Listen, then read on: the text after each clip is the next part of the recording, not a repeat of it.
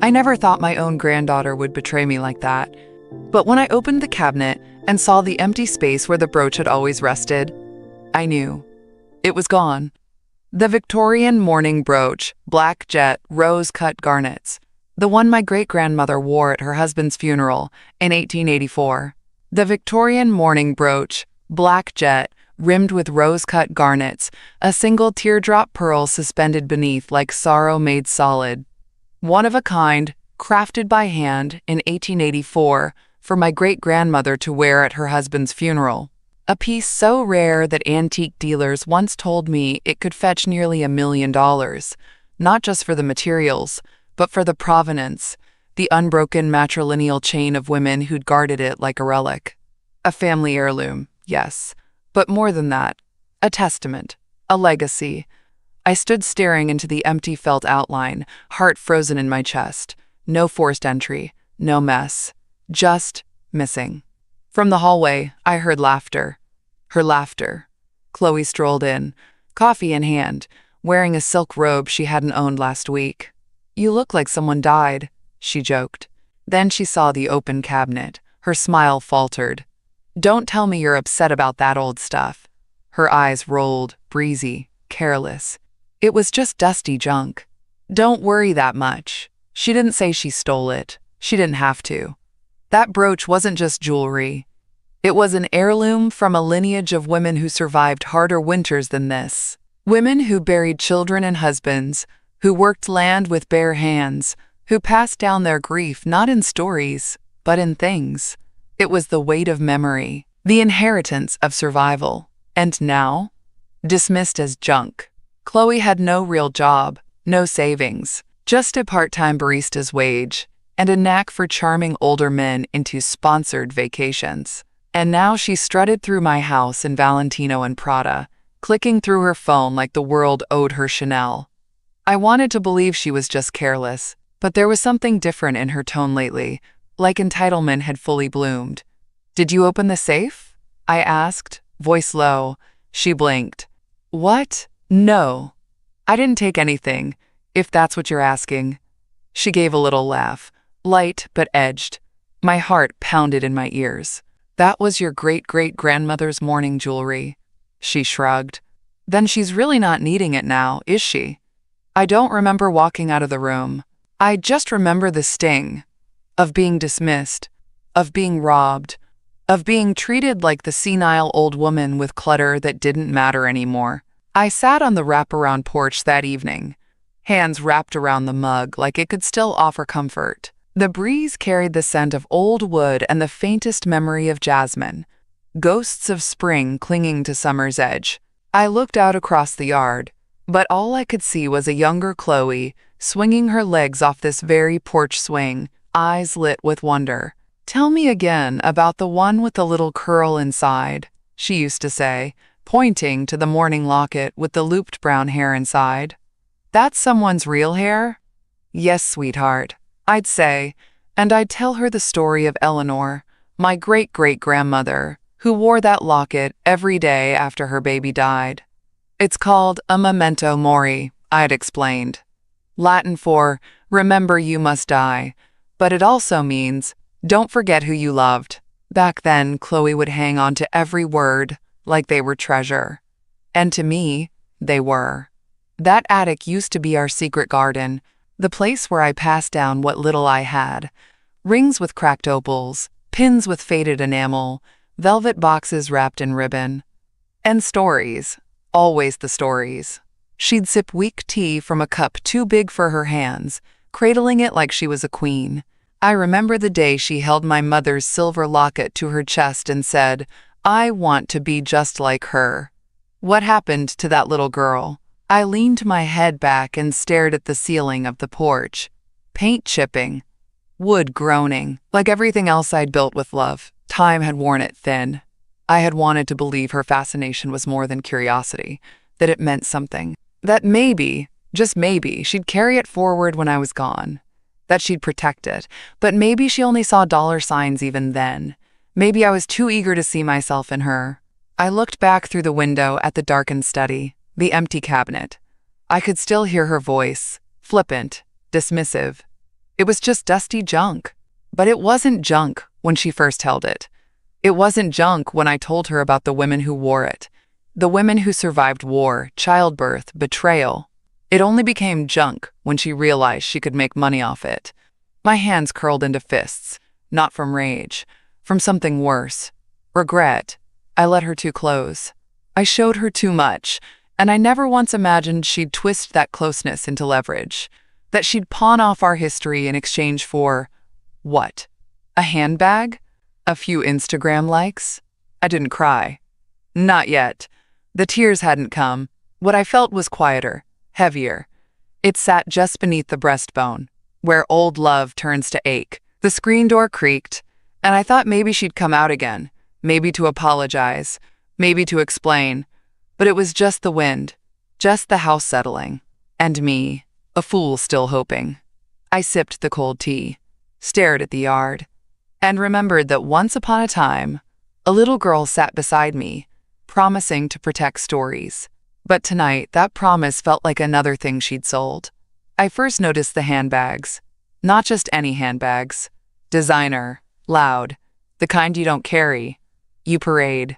The kind that scream, "Look at me," even when no one's watching. At first, I didn't say anything. Maybe it was a gift. Maybe she'd gotten lucky at a thrift store. But then came the shoes. 4-inch heels in neon leather, a pair of boots so new the soles still sparkled, and sunglasses with logos bigger than her actual ambition. I watched from the front window one morning as Chloe strutted to her car. She dropped a coffee into the cup holder with one hand, snapped a selfie with the other. Her keys dangled from a monogrammed charm, some luxury brand I couldn't pronounce. All this from working part-time as a barista? The math didn't add up. Not unless tips had suddenly become a gold mine and college dropouts were the new tech billionaires. I watched her toss her tote bag onto the passenger seat, laughing into her phone, and I felt the slow simmer of something I hadn't wanted to name. Suspicion. It felt disloyal at first. This was the girl I'd held through fevers and heartbreaks, the one I let eat frosting straight from the tub when her parents forgot her birthday. I'd filled in for their absence so completely I'd almost convinced myself she'd never follow in their footsteps. But arrogance? Greed? That doesn't bloom overnight.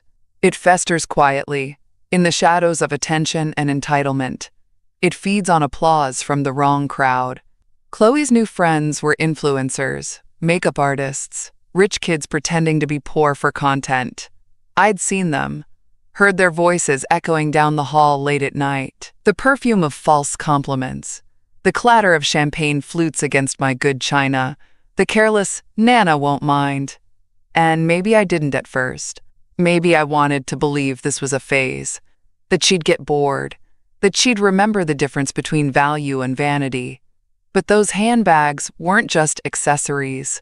They were confessions, the kind that didn't need to be spoken aloud.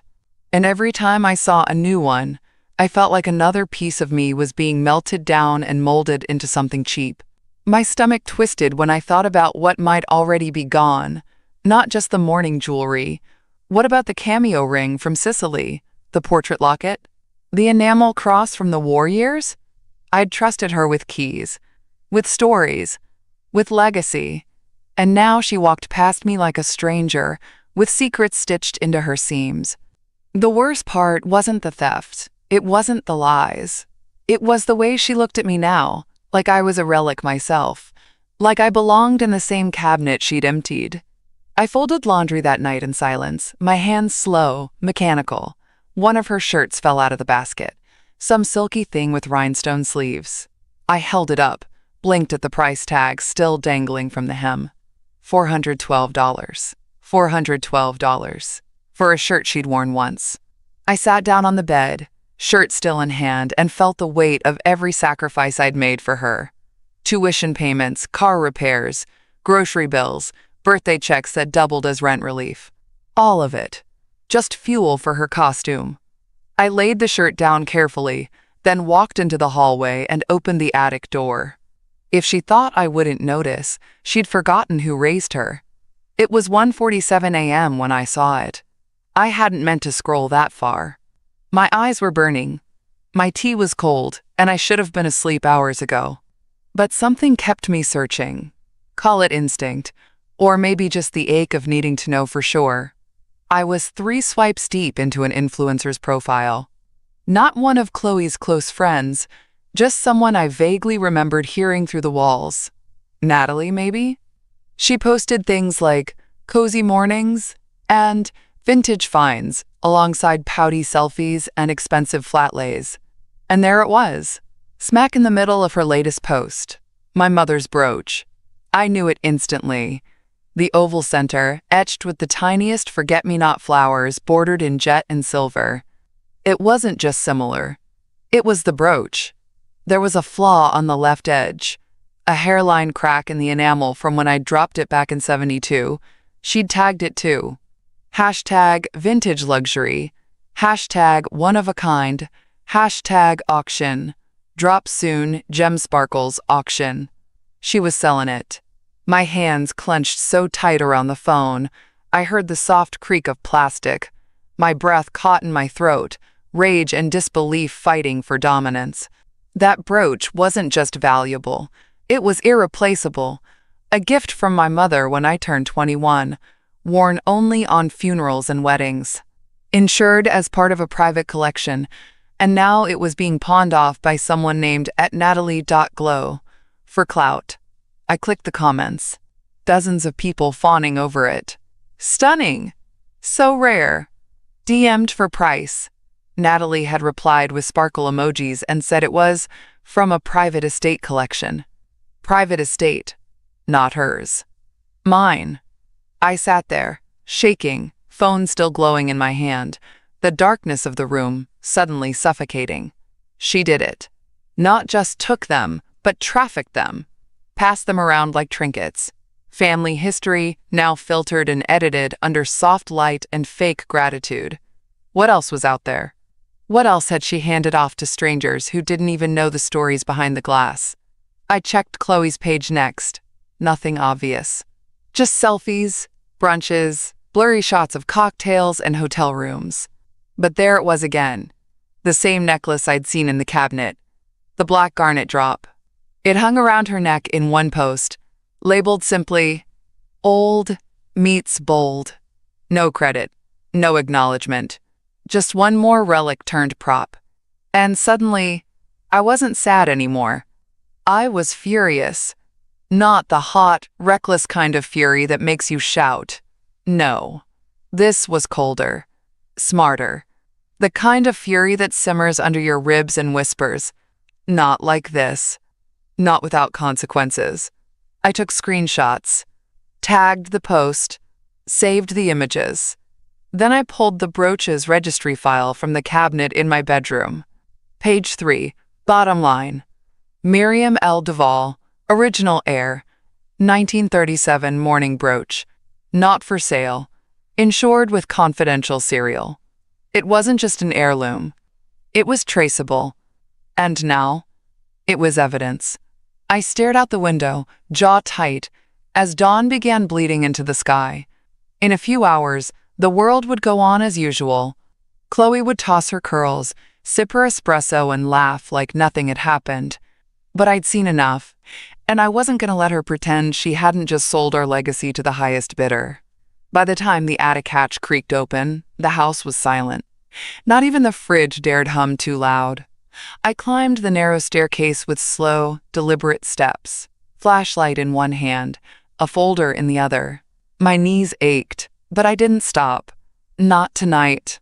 Dust greeted me like an old friend, settling on the beams and boxes, thicker than memory but thinner than regret. I made my way to the old trunk behind the rocking horse and lifted the lid. Inside, still wrapped in parchment, were the family registers. They were handwritten. By me, by my mother, by her mother before her. Line after line of heirlooms recorded in careful ink. Descriptions. Dates. Receipts tucked into envelopes. One of them still smelled faintly of mothballs and rose powder. I flipped to the entry I needed. Mourning brooch, 1937. Black jet and silver. Small crack on left side. Serial hashtag D8471. I'd told Chloe once that the collection was insured. She had nodded politely, barely interested. That was years ago, when she still pretended to care. But the truth was deeper than she ever imagined. The collection wasn't just sentiment. It was legal. Protected. Documented. Each piece was tied to a trust that my grandfather created in 1912, after his own mother's necklace was stolen by a cousin. We'd learned then, so we never left anything unregistered again. I sat back on the attic floor, pages of the ledger spread around me like sacred texts, and traced each entry with a finger that trembled, but not from fear, from clarity. She hadn't just taken something, she'd violated something sacred. The funny thing was, she probably thought she'd been clever. That because I didn't raise my voice or call her out, I must be clueless. She didn't know I'd been a librarian once, that I spent 5 years surrounded by archives and tiny notations, that I knew how to track, how to record, how to wait. This was the house my husband and I bought together, the attic where I stored not just objects, but intention, the place where stories were preserved, not pawned, and that's what made this betrayal feel so sharp. She hadn't just stolen jewelry, she'd stolen inheritance, memory, bloodlines, rewritten as hashtags. I turned off the flashlight and descended the stairs, slower now, but steadier. Let her sleep peacefully tonight, tangled in silk and delusion. Tomorrow I start my own paper trail. She showed up in yellow. Loud highlighter yellow. A handbag swinging like a trophy from one arm, and a boxy little dog peeking out of the other. It was noon and already 93 degrees out, but Chloe stood in my driveway like she was strutting down a runway. The heels, the bangled wrists, the sunglasses that practically devoured her face. None of it belonged in a neighborhood like this. And she knew it. She wanted to be seen. Wanted the neighbors to peek through their blinds and say, "Wow, that's Miriam's granddaughter? What a modern girl." She wanted them to forget where she came from. I stood by the window and watched her take 3 selfies against the hedges before even ringing the bell. When I finally opened the door, she didn't greet me, just waved a hand, sunglasses still on. "Nana," she said, voice syrupy, "you have to see this new handbag I got. It's real Italian leather. Like, actual Florence craftsmanship, not knockoff garbage." She held it up like a prize turkey. I looked at it, then at her. I said nothing. "You like it?" she pressed. I gave her the smallest nod. "It's vivid." That made her laugh, loud and unfiltered. "You're so funny," she said, waltzing in without waiting. "You should see the boots that go with it. I'll bring them next time." She kicked her heels off at the door like a teenager, left them strewn across the tile, didn't ask. I followed her into the kitchen, where she perched herself on the counter stool, legs crossed like a child trying to play executive. She tapped her manicured nails against the marble. "You really ought to try some style, Nana. You deserve to look expensive at least once before you." She trailed off with a smirk, like the end of the sentence was just too awkward to finish. What? Before I die? I didn't say it. I just reached for the kettle and turned on the stove. "I mean," she continued, oblivious, "if you'd just let go of all that dusty attic crap, we could turn this place into a real home. Like, modern farmhouse chic." She gestured to the cabinets like they personally offended her. "You'd be amazed what people pay for that antique stuff. I mean, real money." I stirred my tea, careful not to let the spoon rattle. "You remember that black brooch I wore that one time?" My DMs went nuts, she went on. "Everyone wanted it. And the funny thing is, it was just sitting in a cabinet. Like, wasting away." She paused to laugh again. I looked at her, steady. "That brooch," I said slowly, "was worth more than your car." She blinked, then laughed like I was joking. "Yeah, okay, Nana. But at least I know how to wear things that matter. That's half the point, right? Legacy is meant to be shown off." I wanted to scream. Not for myself, but for every woman who had ever clutched that locket, worn that ring, passed down something fragile and sacred. But I didn't. Instead, I smiled gently. "I'm glad you feel beautiful in it." Her head tilted. suspicious now. Why are you being so chill? I took a sip of tea. Because I'm listening. To every word, every slip, every breadcrumb you don't realize you're leaving behind. She thought I was still the woman who cried when she missed curfew, who cleaned up her messes, who swallowed her pride for the sake of keeping peace. She didn't realize peace had already packed its bags. I wore my good coat, the navy wool one with the silver buttons. It was too warm for it, but I needed something with structure, something that made me feel like I still owned more than just the roof over my head. The law office was quiet, the kind of quiet that vibrates with formality. The receptionist didn't ask why I was there. She just looked at my name and said, "Right this way, Mrs. Duval." He still called me Mrs. Duval, even after all these years. Leonard Greaves had been my attorney since Walter died. He handled the probate, the property deed, and the trust paperwork my grandfather once insisted would save our name from ruin. Leonard was old school, polite in a way men aren't raised to be anymore. He didn't ask questions when I sat down. He just looked me in the eye and said, "Tell me everything." So I did. I laid out the photos, the Instagram screenshots, the registry pages. I told him how Chloe had mocked the brooch, how she wore heirlooms like costume jewelry, how she smirked while drinking from my coffee mugs, unaware that her footprints were already being traced. Leonard listened with a kind of stillness that calmed me. When I finished, he leaned back, hands clasped. "You're not looking to sue her, are you?" "I don't know yet," I said. His brows rose slightly. "Then what do you want?" "I want proof," I said. "I want documentation, records. I want to know who sold what, when, and for how much. I want the insurance claim prepped but not filed. I want names." He smiled faintly. "So you want leverage?" Leonard nodded slowly. "We can bring in a private investigator, discreet, licensed, and connected. Might cost a bit." "I'm not worried about cost," I replied. "I'm worried about silence. She thinks my quiet means I don't know." He smiled wider. "Let's show her otherwise." The paperwork was simple. Consent forms, investigator release, and a formal affidavit affirming the ownership of each item registered under the Duval family trust. I signed them all with a hand that didn't tremble. Afterward, he looked at me with something close to pride. "You know," Leonard said, "most people your age just accept it. They don't fight back, especially not when it's family." I smiled faintly. Then maybe most people were never forced to raise someone who learned how to lie with a smile. As I left, he handed me a folder. "Everything's set in motion. You'll hear from the investigator within the week." I stepped into the sunlight, folder pressed to my chest. The courthouse across the street shimmered in the heat, its stone columns like silent sentries. I remembered bringing Chloe there once for a civics project. She'd been 12, chatty, curious, asking 1,000 questions. She'd told me she wanted to be a lawyer. To help people, she'd said. Now she was selling my dead mother's brooch on the internet. Dreams change, I guess. I walked home slowly, letting the weight of the folder settle in my arms like a child. When I stepped through the door, the house was as I left it, still, waiting, watching, and for the first time in weeks I didn't feel powerless. I felt like the first domino had fallen. It was dusk when I got the call. I was upstairs folding towels when the phone rang.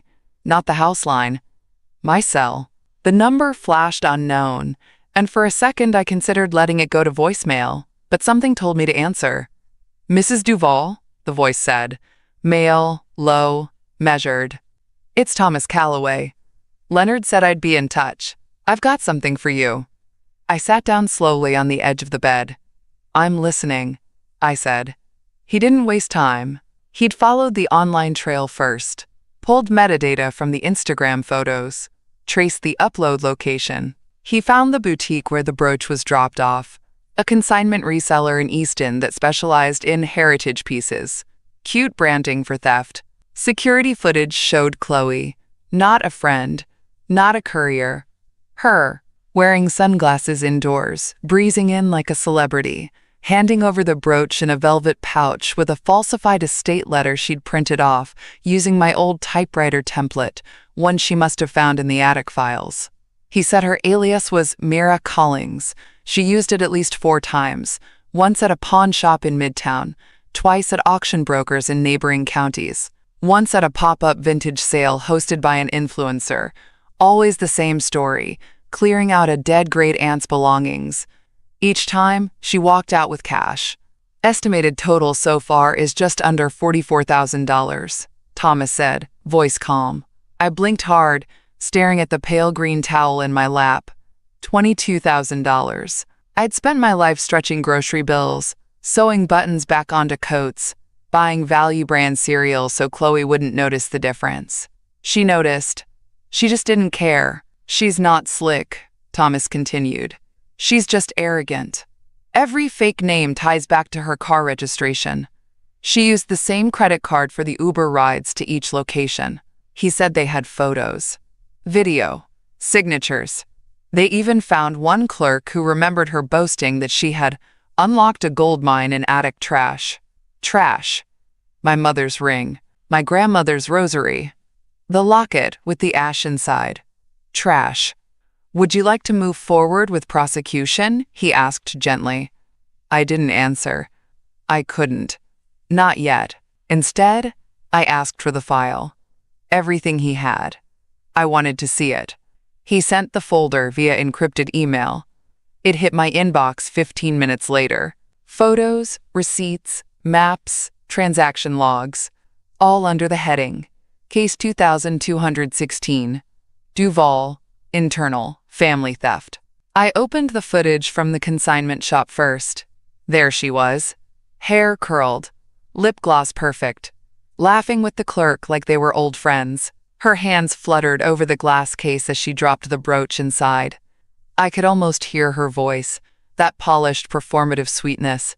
She looked radiant, like she hadn't just gutted the last of my faith. I watched it twice. Not because I needed to, because I had to.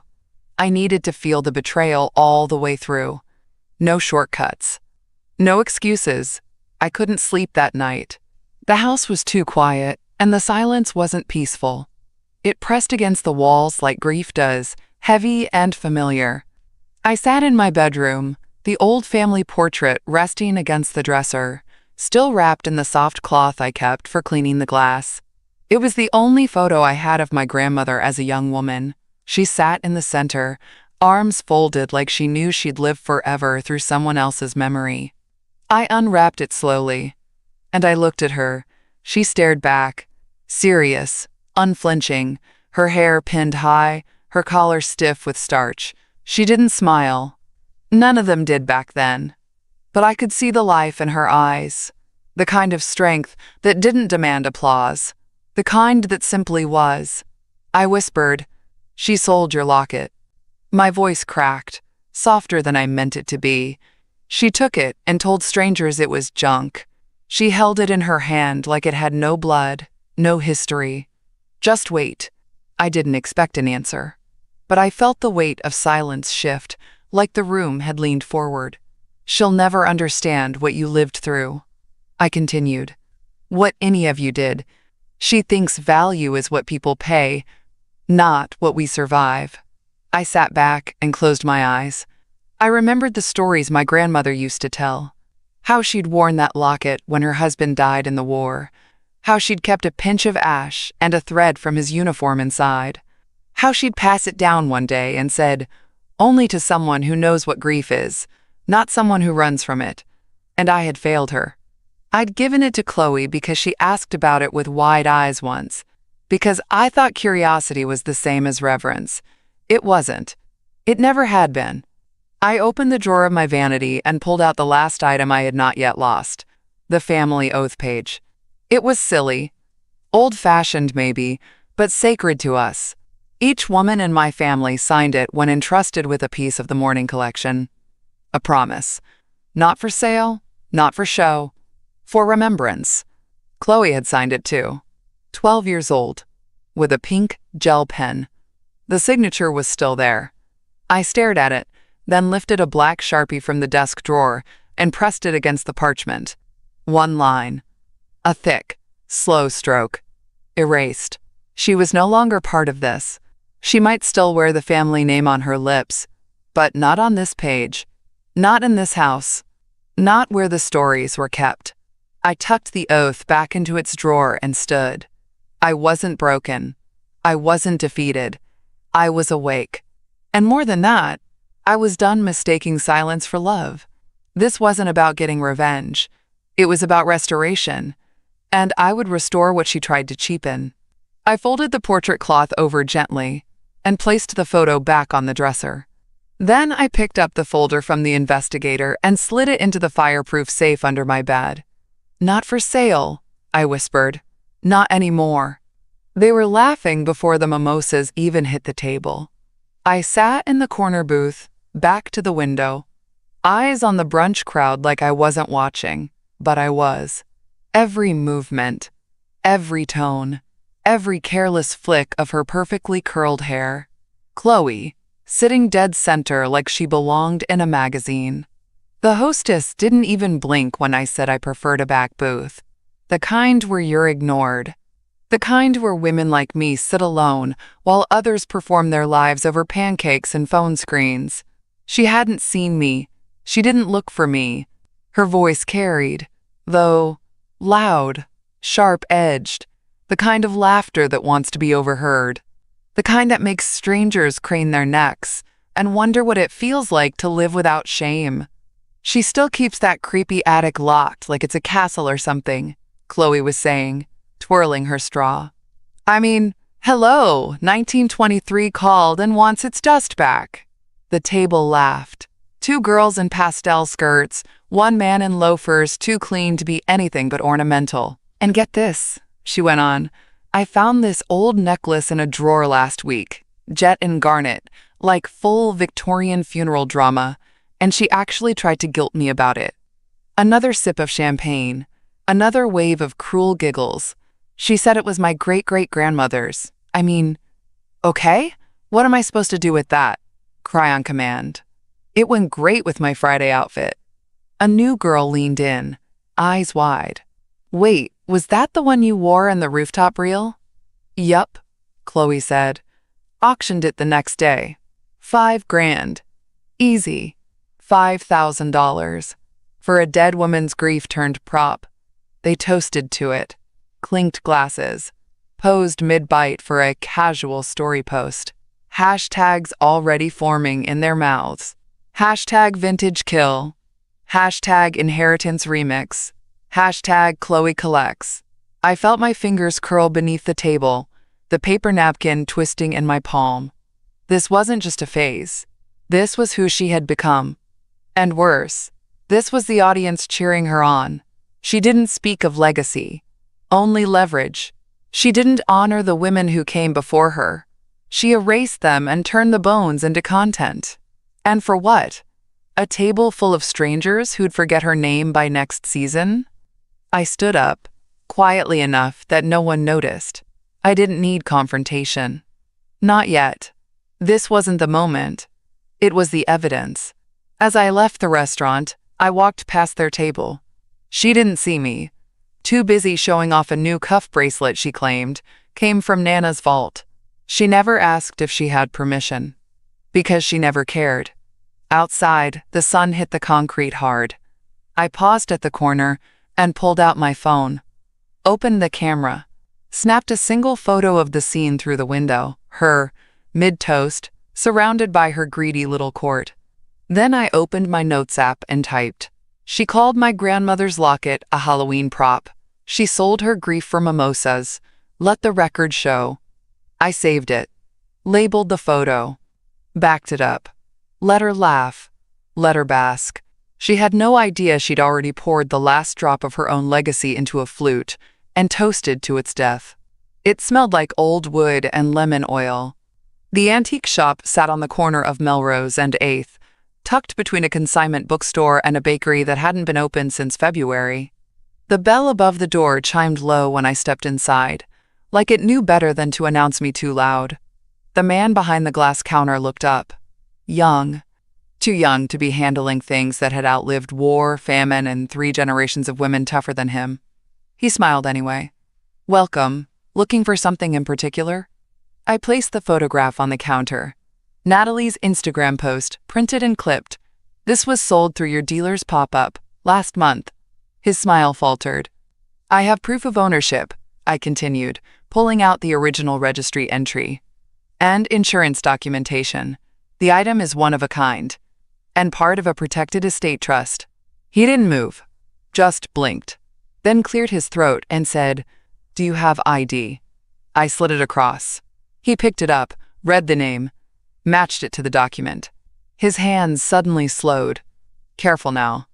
I think I remember this, he murmured. Came in with a woman, mid-20s, designer tote. Said she inherited the piece and needed fast cash. She used a fake name, I said. Mira Collings. He nodded, like the weight of that name had just landed on his conscience. I'm not here to cause a scene, I said, voice even.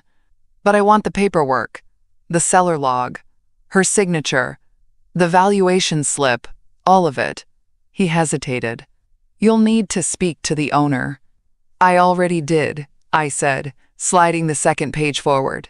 An email from the shop's legal team, confirming they were under review for questionable provenance claims.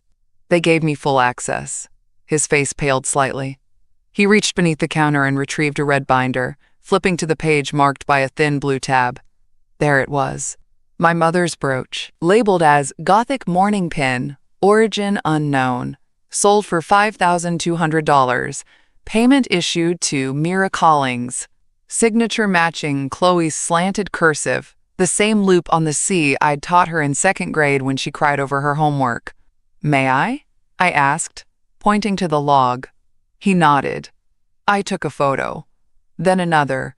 Zoomed in on the date. She sold it 3 days after our last porch tea.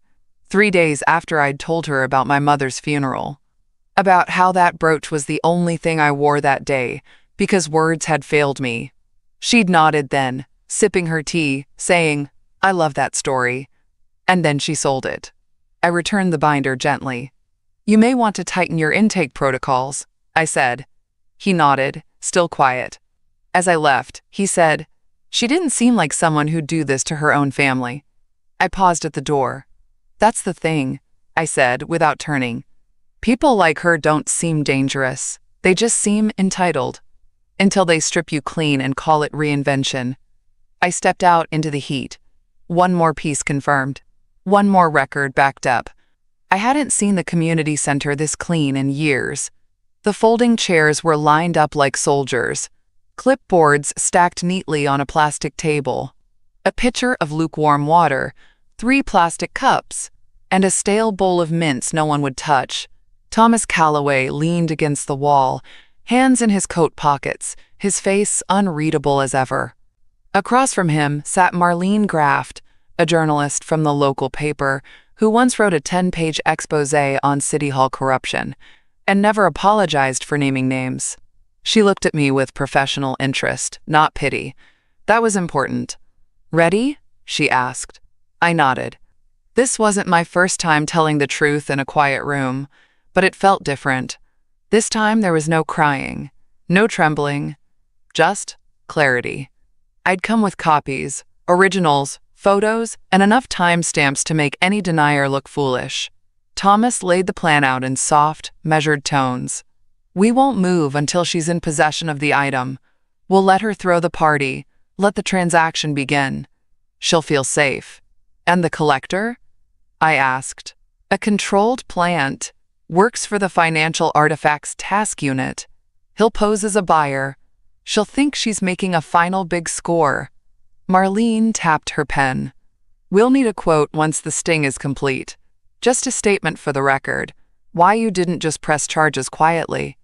I met her eyes. Because quiet lets girls like Chloe keep stealing with a smile, I said. This isn't just about theft. It's about history. It's about erasure. And someone has to say out loud what it means when legacy is treated like a trend. She stopped tapping.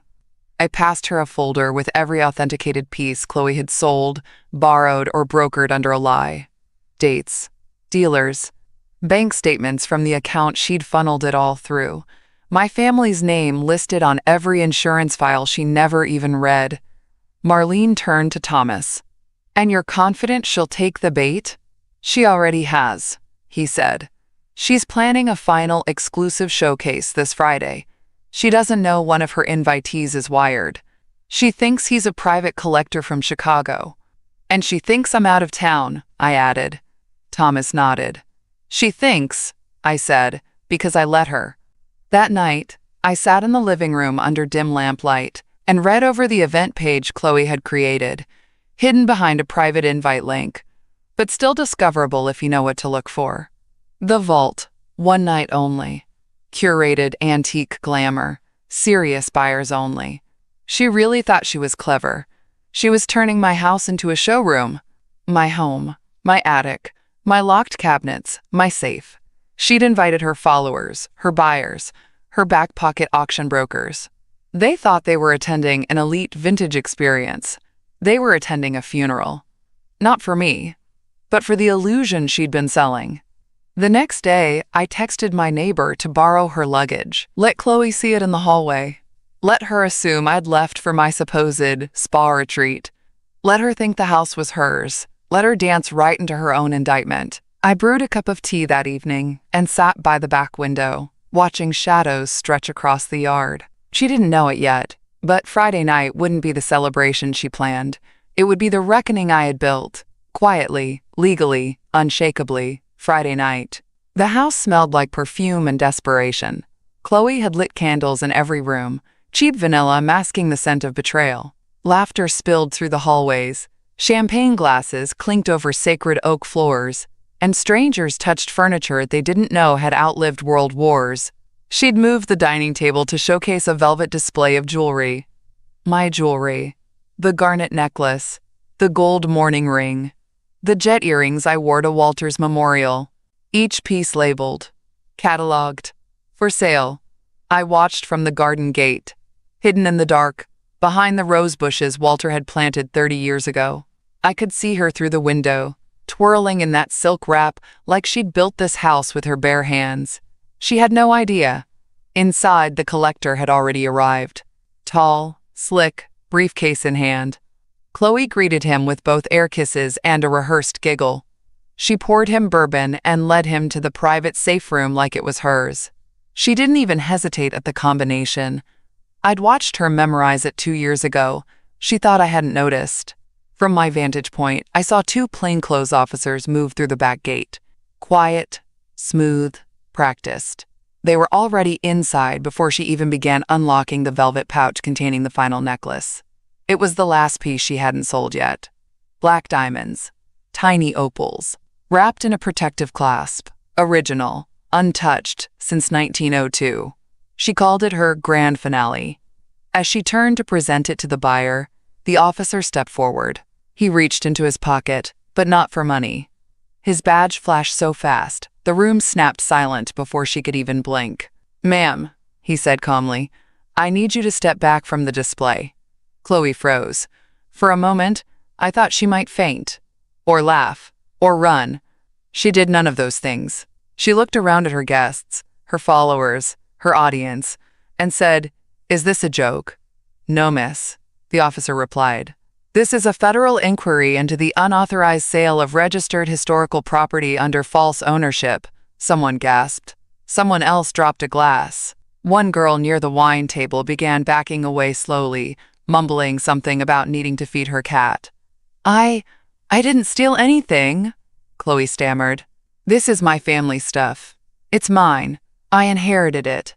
The other officer stepped forward, holding a folder. "Your name is not listed on the estate. In fact, you've already been documented selling over $22,000 worth of insured heirlooms using a false alias." He placed the folder on the table. Everyone could see. The photos, the signatures, the sales logs. Her fake name, Mira Collings, in bold letters beside each transaction.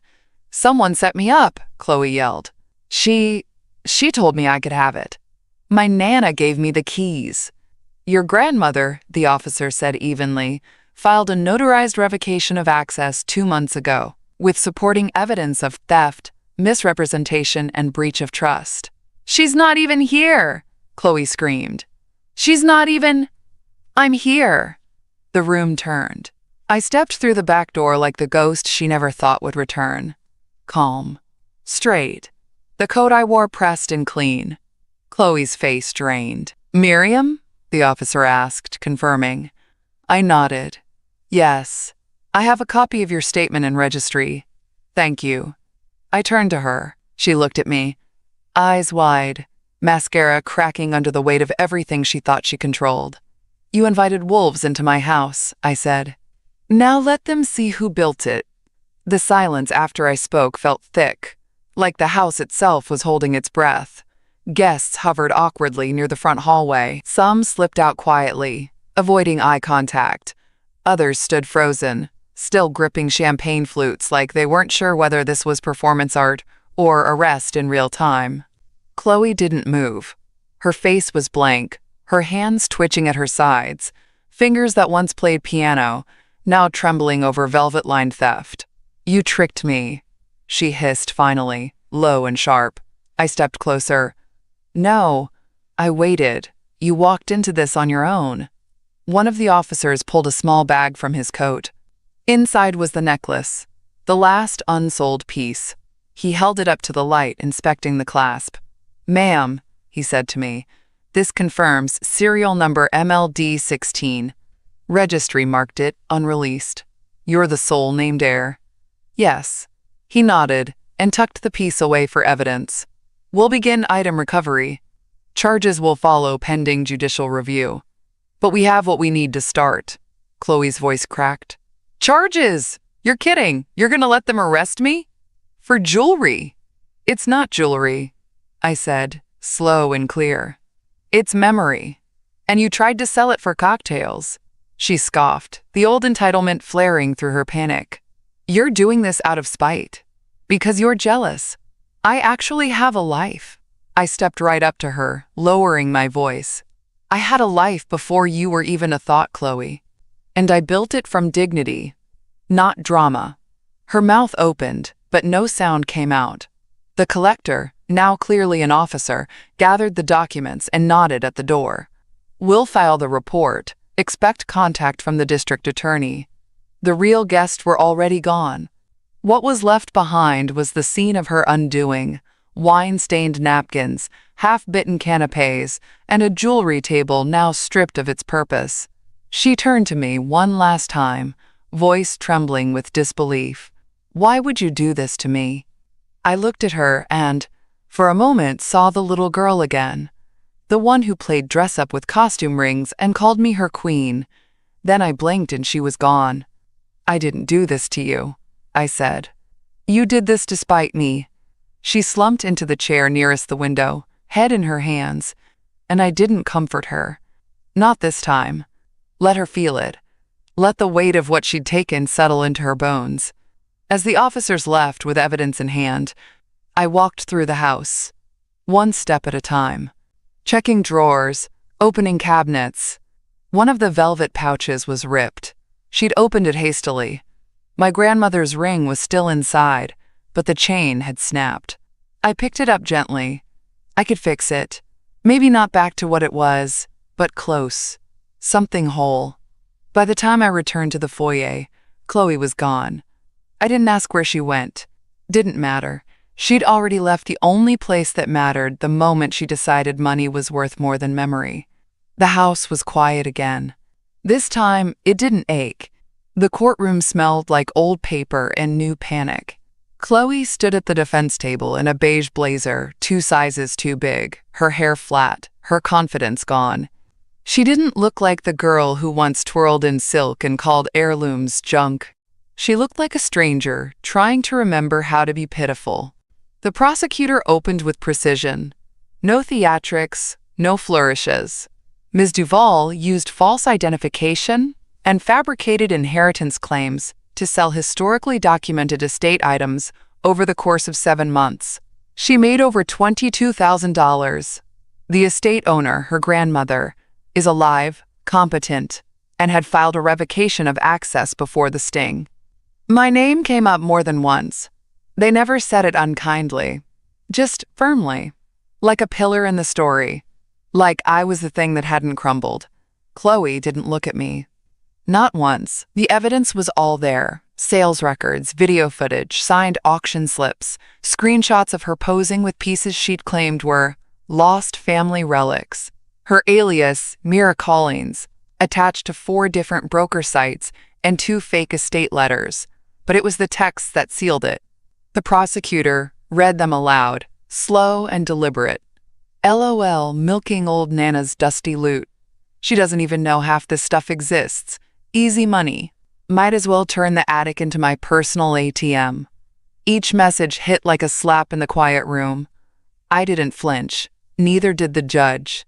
But Chloe, her mouth twisted slightly, like the words didn't taste the same outside her phone screen. Her lawyer tried to pivot. She's young, confused, under emotional strain. There was no malicious intent. This was a family misunderstanding. But the courtroom didn't buy it. You can't misunderstand $44,000. You can't misunderstand using your grandmother's house as a showroom. You don't accidentally laugh about milking someone you claim to love. Chloe finally took the stand. Her voice was thin, trembling in all the wrong places. I didn't know they were protected pieces, she lied. The prosecutor handed her a printed photo of the registry she signed at 12. You mean this registry? I thought it was symbolic, she muttered. And these receipts? He asked, one by one. Did you symbolically open bank accounts under false names too? She looked down, and for the first time I felt not anger, just loss. Not for the brooch, not for the necklace, not even for the ring that would never fit another finger in this family, but for her, for the version of Chloe that might have been, once. The judge didn't shout. He just ruled. Restitution. 100 hours of community service. Her accounts frozen. Her wardrobe subject to financial recovery auction. A felony record avoided only by the mercy of a first offender plea. But the words that landed hardest were, you took more than objects. You took stories. And that is why this courtroom is not lenient with your shame. When it was over, she finally looked at me. No apology. Just a stare. Hollow. Accusing. Like I was the one who'd broken something. And maybe I had. Maybe I'd broken the fantasy she built around herself. But fantasies don't keep you warm when your name is tied to public record, and shame follows your footsteps. I walked out first. Didn't need to hear the sentence twice. Outside, the sun was high and unbothered, and I finally felt weightless.